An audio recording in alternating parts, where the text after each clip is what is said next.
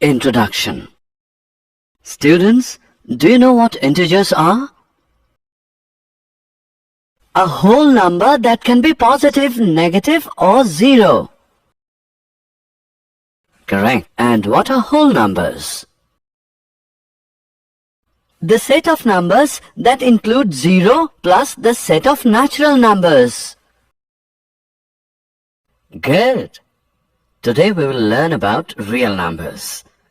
Real numbers consist of rational and irrational numbers. Real number system has many subsets: integers, natural numbers, and whole numbers. Come, let's study real numbers in detail. Objectives.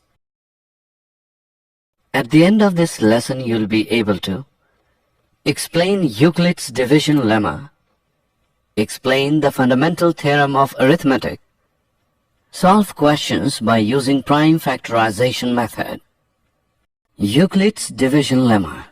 Euclid's division lemma states that for any two positive integers, a and b, there exists unique integers q and r such that a is equal to bq plus r. 0 is smaller than or equal to r, which is smaller than b. For example, a is equal to 15, b is equal to 3. It is observed that 15 is equal to 3 into 5 plus 0, where q is equal to 5 and r is equal to 0. Lemma. A lemma is a proven statement used for proving another statement. An algorithm is a series of well-defined steps which gives a procedure for solving a type of problem. Euclid division algorithm can be used to find the HCF of two numbers. It can also be used to find some common properties of numbers. How to obtain HCF? To obtain the HCF of two positive integers, say c and d, which c is greater than d, we have to follow the steps below. Step 1. Apply Euclid's division lemma to c and d. So, we find whole numbers q and r such that c is equal to dq plus r. Step 2. If r is equal to 0, d is the HCF of c and d. If r is not equal to 0, apply the division lemma to d and r. Step 3. Continue the process till the remainder is 0. The divisor at this stage will be the required HCF. Example of HCF calculation. Let us find the HCF of 455 and 42 using Euclid's algorithm. Solution. Since 455 is greater than 42, we apply division lemma to 455 and 42 to get 455 is equal to 42 into 10 plus 35. Remainder is not 0, therefore we apply lemma to 42 and 35. 42 is equal to 35 into 1 plus 7. Again, the remainder is not 0, therefore we apply lemma to 35 and 7. 35 is equal to 7 into 5 plus 0. We can see that the remainder has become 0 and we cannot proceed any further. Therefore, the HCF of 455 and 42 is the divisor at this stage, that is 7. Example of Euclid theorem. Let us now prove that every positive even integer is of the form 2q, and that every positive odd integer is of the form 2q plus 1, where q is some integer. Solution. Let a be any positive integer and b is equal to 2. Then by Euclid's division lemma, there exist integers q and r such that a is equal to 2q plus r, where 0 is smaller than or equal to r is smaller than 2. Now, 0 is smaller than or equal to r is smaller than 2, which implies 0 is smaller than or equal to r is smaller than or equal to 1, which implies r is equal to 0 or r is equal to 1, because r is an integer. Therefore, a is equal to 2q or a is equal to 2q plus 1. If a is equal to 2q, then a is an even integer. We know that a positive integer can be either even or odd. Therefore, any positive odd integer is of the form 2q plus 1. The fundamental theorem of arithmetic.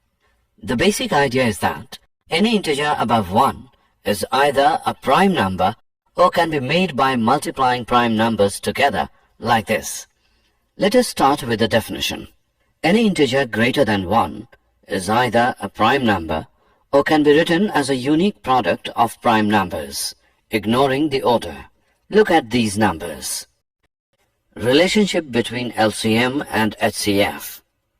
For any two positive integers a and b, HCF ab into LCM ab is equal to a into b.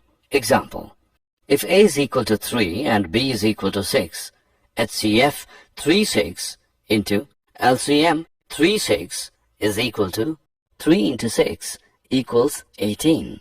This result can be used to find the LCM of two positive integers if we have already found the HCF of the two positive integers. We can find that HCF and LCM of the two numbers with the help of the prime factor. Let us see how.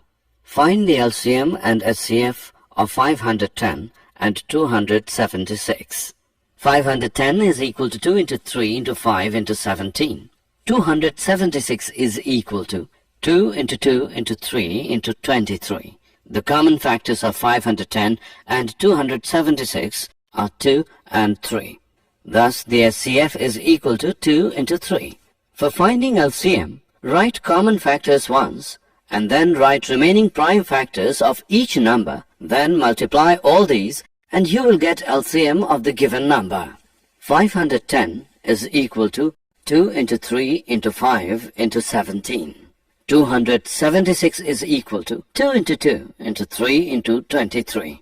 The common factors are 2 and 3, and the remaining prime factors of 510 are 5 into 17, and remaining prime factors of 276 are 2 into 23. Thus, LCM of 510 and 276 is equal to 2 into 3 into 5 into 17 into 2 into 23 equals 23,460. Let us see what is the relation between the product of LCM and HCF of the two numbers and the product of two numbers themselves. From the above discussed example, product number is equal to 510 into 276, which equals 1,40,760. Product of HCF and LCM is equal to 23,460 into 6, which is 1,40,760. Thus, product of HCF and LCM is equal to product of numbers. More accurately, for two given numbers a and b, HCF ab into LCM ab is equal to a into b. Example: the LCM of two numbers is 126. If one number is 18 and HCF of the numbers is 2, find the other number. We know that product of two numbers is equal to product of the LCM and HCF. That is, 18 into x is equal to 126 into 2. Here, x is the other number. That is, x is equal to 126 into 2 upon 18. That is, x is equal to 14. Examples of fundamental theorem of arithmetic. Given that HCF 306, 657 is equal to 9, find LCM 306, 657. Solution. We know that the product of HCF and LCM of two numbers is equal to the product of the given numbers. Therefore, HCF 306, 657 into LCM 306 into 657 is equal to 306, 657 is equal to 9 into LCM 306, 657 equals 306 into 657, which is equal to LCM 306, 657 equals 306 into 657 upon 9. LCM is equal to 22,338. Assessment. Before proceeding further, let us know how much you have learned. Drag and drop the answers to complete the prime factorization method for the calculation of HCF and LCM of 6, 72 and 120. Did you know In the 17th century, Descartes introduced the term real to describe roots of polynomial, distinguishing them from imaginary ones. Carl Friedrich Gauss is often referred to as the Prince of Mathematicians and is considered one of the three greatest mathematicians of all time, along with Archimedes and Newton. He has made fundamental contributions to both mathematics and science. Summary. Let us summarize what we have learned. Euclid's division lemma. Given positive integers a and b, there exist whole numbers q and r, satisfying a as bq plus r. 0 is smaller than or equal to r is smaller than b. Euclid's division algorithm. This is based on Euclid's division lemma. According to this, the SCF of any two positive integers a and b, with a is greater than b, is obtained as follows. 1. Apply the division lemma to find q and r, where a is equal to bq plus r. 0 is smaller than or equal to r, which is smaller than b. 2. If r is equal to 0, the SCF is b. If r is not equal to 0, apply Euclid's lemma to b and r. 3. Continue the process till the remainder is 0. The divisor at this stage will be SCF AB. Also, SCF AB is equal to SCF BR. The fundamental theorem of arithmetic. Every composite number can be expressed factorized as a product of primes, and this factorization is unique apart from the order in which the prime factors occur. Introduction. Look at these numbers. Do you know what do we call these numbers? These are the real numbers. Teacher, is an irrational number is also a real number? Yes, an irrational number is also a real number. A rational number or an irrational number is called a real number. Today we will learn more about rational as well as irrational numbers. Objectives. At the end of this lesson, you will be able to define irrational numbers, show whether the number is irrational or not, explain rational numbers and their decimal expansions, convert the rational numbers into decimal expansion. Revisiting irrational numbers. We know that rationals and irrationals together made up the real numbers. A number S is called irrational if it cannot be written in the form P upon Q, where P and Q are integers and Q is not equal to 0. Irrational means not rational. The most famous irrational number is square root 2. Other examples are pi, which is equal to 3.141592 and 0.101110, 1110, 11110, and so on, etc. Theorem related to irrational numbers. Theorem. Let P be a prime number. If P divides a square, then P divides a, where a is positive integer. Let us prove this theorem. Proof. Here we will firstly find the prime factorization of a. That is, a is equal to P1, P2, so on till Pn, where P1, P2, and so on till Pn are primes, not necessarily distinct. Therefore, a square is equal to P1, P2, and so on till Pn. P1, P2, and so on till Pn is equal to P1 square, P2 square, and so on till Pn square. Now, as it is given that P divides a square, therefore, from the fundamental theorem of arithmetic, we can say that P is one of the prime factors of a square. Also, we realize that the only prime factors of a square are P1, P2, and so on, Pn. So P is one of the P1, P2, so on till Pn.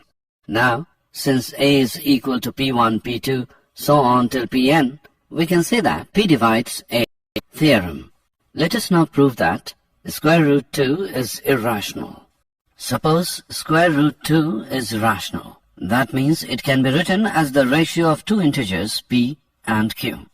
Square root 2 is equal to p upon q, which is equation 1, where we may assume that p and q have no common factors. If there are any common factors, we cancel them in the numerator and denominator.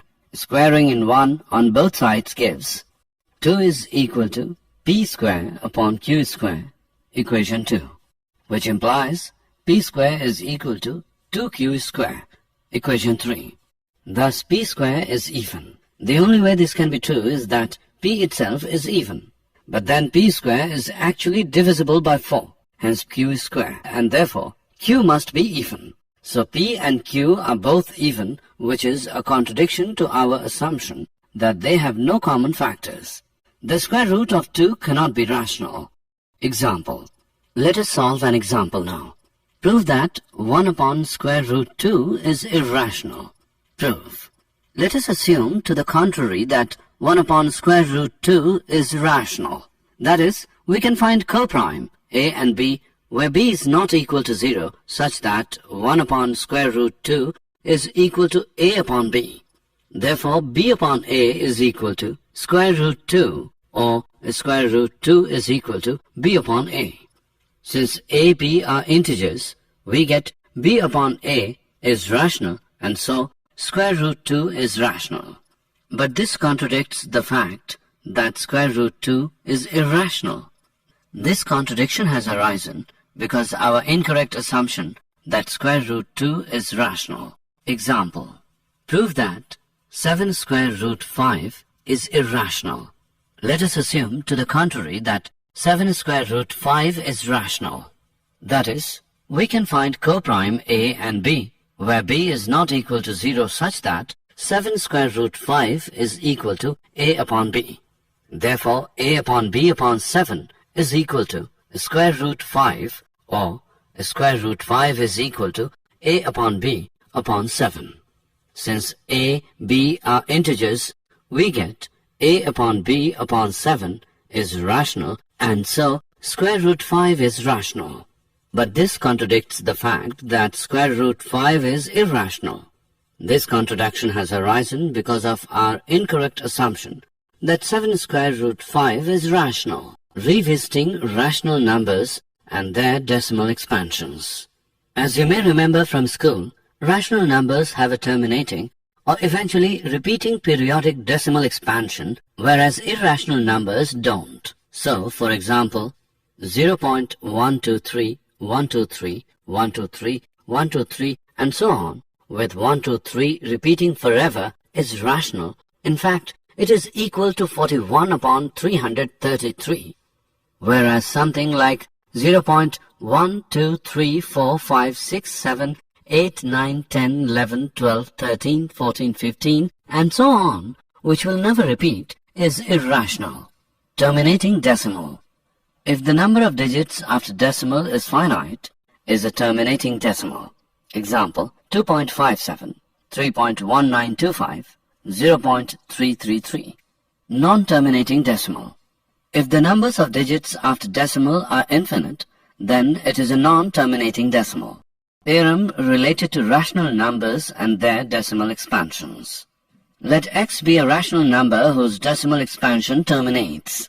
Then x can be expressed in the form p upon q, where p and q are coprime, and the prime factorization of q is of the form 2 raised to the power n, 5 raised to the power m, where n, m are non-negative integers.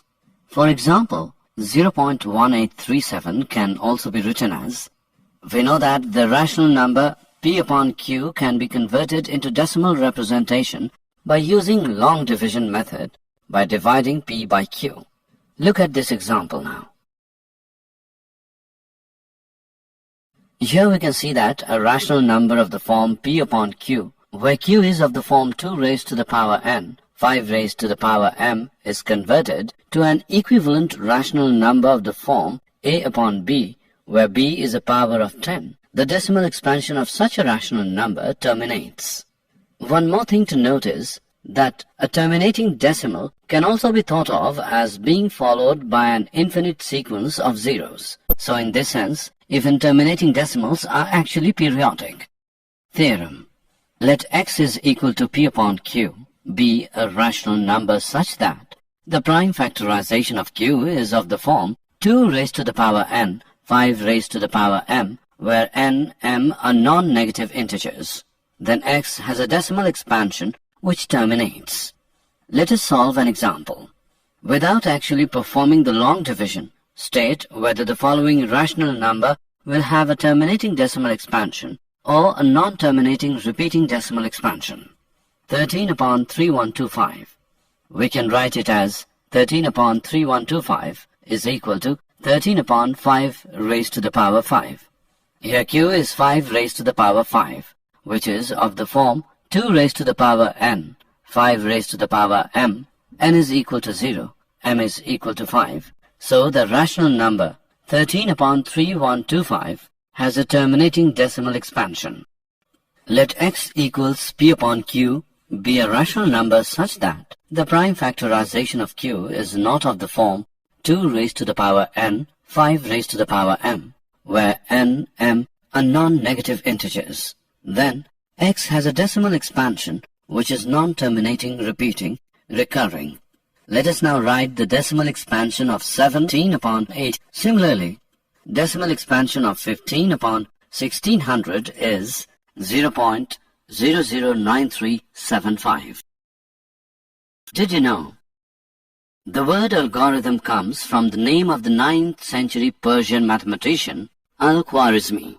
Even the word algebra is derived from a book he wrote called Hisab al-Jabr wa al-Muqabala. Summary. Let us summarize what we have learned. Let x be a rational number whose decimal expansion terminates. Then we can express x in the form p upon q, where p and q are co-prime, and the prime factorization of q is of the form 2 raised to the power n, 5 raised to the power m, where n, m are non-negative integers.